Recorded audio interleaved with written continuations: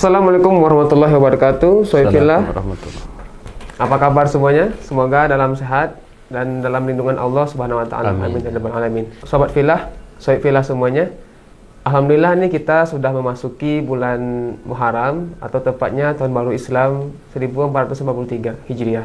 Nah, pada membahas ini tentang tahun baru Islam ini, tentunya kita akan membahas tentang bagaimana sejarah atau sirah kita atau sirah Nabi gitu. Yaitu tentang yang paling penting, yang paling berkesan adalah tentang momentum hijrah. Nah, pada momentum hijrah ini, apa sih hijrah itu sebenarnya gitu? Nah, yang sama-sama kita ketahui, hijrah itu adalah perpindahan dari yang baik, dari yang buruk menjadi yang lebih baik. Itu menurut saya sih. Tapi, ayo kita tanya kepada Ustadz Sapria, yang ini sudah ada berada di sebelah saya. Alhamdulillah, Masya Allah. Ustadz Sapria Muhammad, beliau asli dari tanah Pasundan gitu, Masya Allah. Yuk kita tanya dulu, Ustadz, sebenarnya hijrah itu seperti apa sih Ustadz dalam agama kita sih Ustadz gitu? Ya. Jadi kalau misalnya kita melihat dari sejarah gitu kan, yang disebut dengan hijrah itu adalah ketika Kangjeng Nabi Muhammad hijrah dari Mekah menuju Madinah gitu. Nah, adapun sekarang intinya itu kita mengambil semangat hijrahnya itu.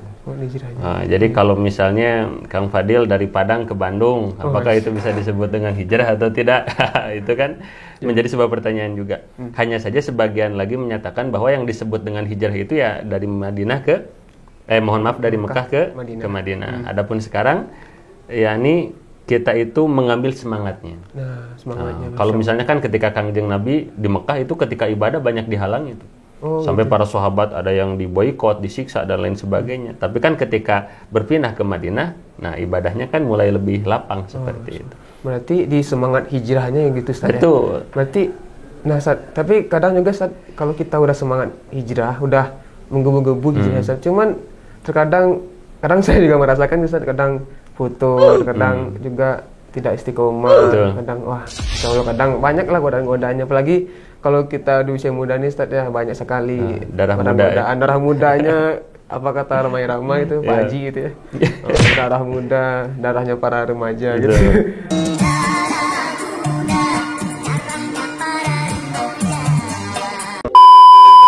Jadi gimana sih Ustaz? Penggemar Roma Irama ya. Insyaallah Ustaz. Soalnya orang tua aja gabi. Jadi gimana Ustaz tips dari Ustaz biar kita istiqomah dalam hijrah ini, menjaga semangat hijrah itu sampai kita benar-benar sampai kepada impian setiap muslim, yaitu wafat dalam husnul khotimah gitu. Jadi memang kalau kita itu naik turun itu menunjukkan bahwa kita manusia, Kang Fadil. Oh gitu Ustaz. Kenapa? Karena kalau kita turun terus, berarti kayak siapa yang turun terus, imannya turun terus? Setan. Setan.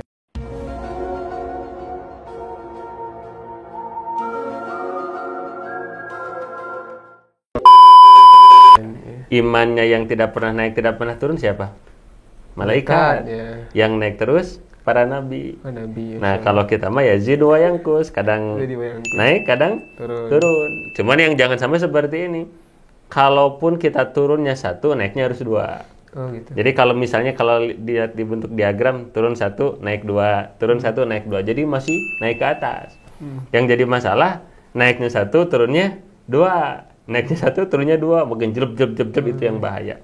Jadi kalau kita merasa ya Allah, biasanya kita bisa ngaji Quran itu satu harinya 1 juz, kemudian besoknya dawan jadi setengah juz. Nah kadang ini menunjukkan diri kita itu manusia yang penuh dengan kelemahan. Satu, itu yang harus dipahami. Jadi jangan sampai ketika kita semangat berhijrah, kemudian yang biasa tahajudnya itu sekian rakaat, besoknya gara-gara misalnya sakit, kelelahan gitu kan, lalu tidak tahajud, tiba-tiba stres.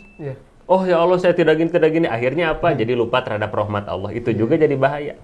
Karena tidak sedikit Kang Fadil di antara orang-orang yang memiliki semangat tinggi hijrah, kemudian ada sedikit turun aja dalam ibadah langsung stres. Padahal tidak boleh seperti itu. Karena cara menyelesaikan masalahnya bukan dengan stres. Nanti makin stres, bukannya makin nambah lagi amal ibadahnya, malah makin down. Nah itu menjadi yang pertama. Kalau kita ada naik turun, berarti kita memang manusia yang naik turun. Itu yang pertama. Yang kedua, tapi kita juga harus tetap semangat dalam mempertahankan keistiqomahan. Gitu. Tadi kita menyadari bahwa kita manusia yang naik turun ya. Kemudian yang kedua, kita harus melakukan berbagai macam riyadhah, berbagai macam amalan. Agar apa? Agar semangat kita dalam perubahan kita tidak turun.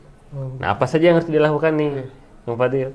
Yang pertama, kalau ada orang nih, Kang Fadil, dia itu masih dibangunkan oleh Allah, sholat subuh.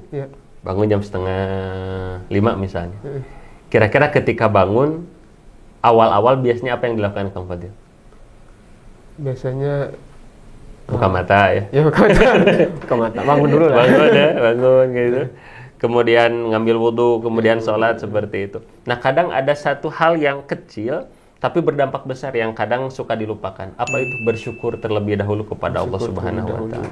Jadi ketika kita bangun, ya Allah, alhamdulillah hamba masih diberikan kenikmatan bangun subuh, bisa sholat subuh gitu kan. Apalagi kalau Kang Fadil sholat subuhnya berjamaah di masjid gitu kan, sampai nanti melaksanakan sholat isyraq dan lain sebagainya.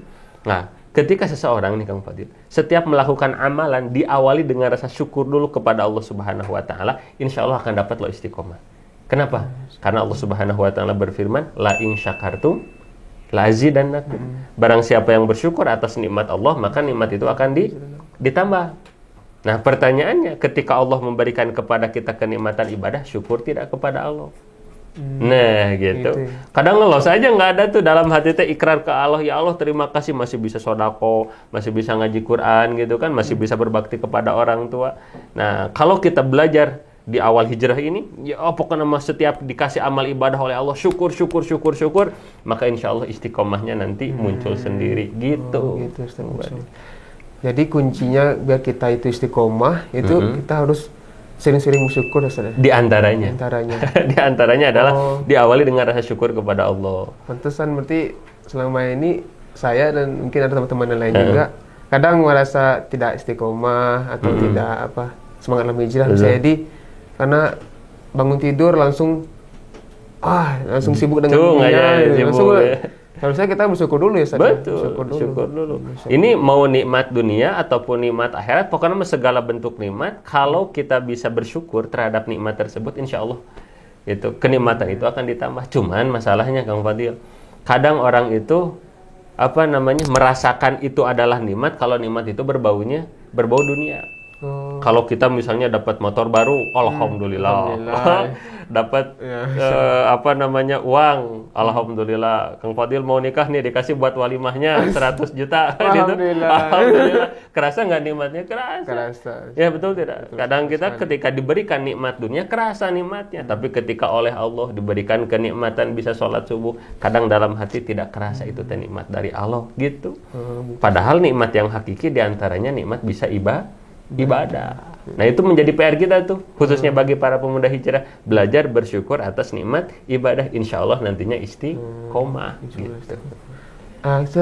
Kalau misalkan ini Ustaz, kadang kita sudah hijrah, sudah Masya Allah luar biasa hijrahnya gitu ya. Selain Ustaz, menjaga keistiqomahan, kadang kita juga bingung dari mana sih kita mulai belajar gitu. Apakah langsung belajar ilmu sholat atau ilmu yang hadis, tafsir. Apakah seperti itu Ustaz, atau bagaimana baiknya Ustaz? Ya, jadi ini juga memang betul. Jadi banyak hal yang dipertanyakan oleh para pemuda yang utamanya baru belajar ngaji, baru belajar hijrah dan lain sebagainya. Saya mulai dari mana sih? Iya, gitu. Pokok langsung belajar ulumul Quran, ulumul hadis, tafsir Quran. Wah, gitu kan. Wah, mantap lah. Nah, maka ketika ditanya dari mana saya mulai belajar, belajarlah dari mulai rukun agama, Kang Fadil. Gitu. Rukun agama itu ada 3. Arkanuddin salasah. Rukun agama ada 3. Jadi kalau dulu waktu ngaji, rukun agama ada 3. 1 Islam, 2 iman, 3 ihsan. Tah sakitu arapalkeun. Apa itu kemudian? Harus dihafalkan. Nah, jadi 3 tuh. Rukun agama itu iman, Islam dan ihsan. Iman, Islam dan ihsan. Ya. Jadi ketiga rukun rukun agama ini harus kita amalkan. Nah, bagaimana cara mengamalkan ketiga rukun agama ini? Yakni dengan mempelajari ilmunya. Nah, kalau kita melihat keterangan para ulama, Kang Fadil, dari rukun iman itu lahir sebuah disiplin ilmu yang disebut dengan ilmu tauhid. Ilmu tauhid. Nah, kemudian yang kedua dari rukun Islam lahirlah sebuah ilmu yang disebut dengan ilmu fikih. Islam, ilmu fikih. Nah, yang ketiga ilmu ihsan. Dari rukun ihsan keluarlah sebuah ilmu yang disebut dengan ilmu akhlak. Ilmu akhlak. Nah, berarti kalau ingin belajar dari awal 3 ini. Oh gitu. Tauhid, Fikih, akhlak. akhlak. Jadi jangan terlalu ingin mempelajari ulumul hadis, jangan dulu. Perbaiki dulu ketiga ini. Fikih, tauhid, akhlak. Karena di antara syarat kesempurnaan ibadah harus ada 3 ini. Oh gitu. Kita ibadah kepada Allah, contoh sholat. Tauhidnya bagus, lurus kepada Allah. Akhlaknya bagus, tapi fikihnya ancur-ancuran. Takbiratul ihram bukannya Allahu Akbar, Allahus Somad. Sah nggak sholatnya? Sah nggak? Enggak sah, karena fikihnya rusak. Rusak fikihnya. Ada orang fikihnya rapi, akhlaknya bagus, tapi ketika sholat tauhidnya salah. Ketika sholat berharapnya ingin dipuji orang lain. Sah nggak? Nggak sah. Ada juga orang misalnya, mohon maaf, fikihnya bagus, tauhidnya bagus, tapi ketika menghadap Allah pakai baju yang acak-acakan, nggak nyisiran dulu. Pokoknya Ari bertemu calon mertua Kang Fadil ya, minyak wangi dipakai sisir, waduh gitu.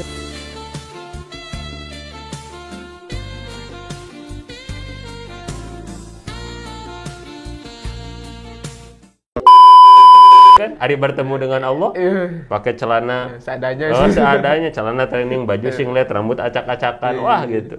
Maka 3 hal ini harus kita pelajari. Siap. Bagaimana ilmu fikih, bagaimana ilmu tauhid, nanti ilmu akhlak, ada akhlak kita ke Allah, ke Rasulullah, ke orang tua.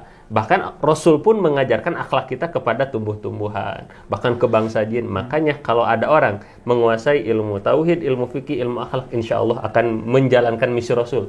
Apa di antara misi Rasul? Rahmatan lil alamin. Begitu, insya Allah. Insya Allah. Jadi gitu Ustaz ya. Kalau kita sedang berhijrah dan bingung mau belajar apa, jadi yang penting itu yang 3 itu Ustaz ya. Mulai 3 ilmu ini. Mulai dari iman atau yang tadi ilmu tauhid, ilmu fikih, dan terakhir ilmu tentang akhlak. Masya Allah. Masya Allah. Gitu, kemudian semoga kita diberikan keistiqomahan dalam kebaikan. Wafat husnul khotimah. Amin ya Allah. Ya gitu ya, soifillah semuanya. Alhamdulillah, Masya Allah nih sudah luar biasa materi yang kita bahas pagi ini, pada saat ini, pada program ini. Mudah-mudahan apa yang kita bahas, apa yang kita diskusikan dengan Ustadz Sapria tadi, dan ilmu yang kita dapat, Masya Allah, menjadi ilmu yang akan kita amalkan di masa yang akan datang. Amin ya rabbal alamin. Saya Fadil Dirja, jika ada salah kata mohon maaf. Dan di sini sudah saya Ustadz Sapria Muhammad. Mudah-mudahan Allah menjaga Ustadz. Insyaallah Ustadz. Amin ya Allah. Jazakallah Ustadz ilmunya. Sama-sama. Ya. Akhirul kalam. Assalamualaikum warahmatullahi wabarakatuh. Waalaikumsalam warahmatullahi wabarakatuh.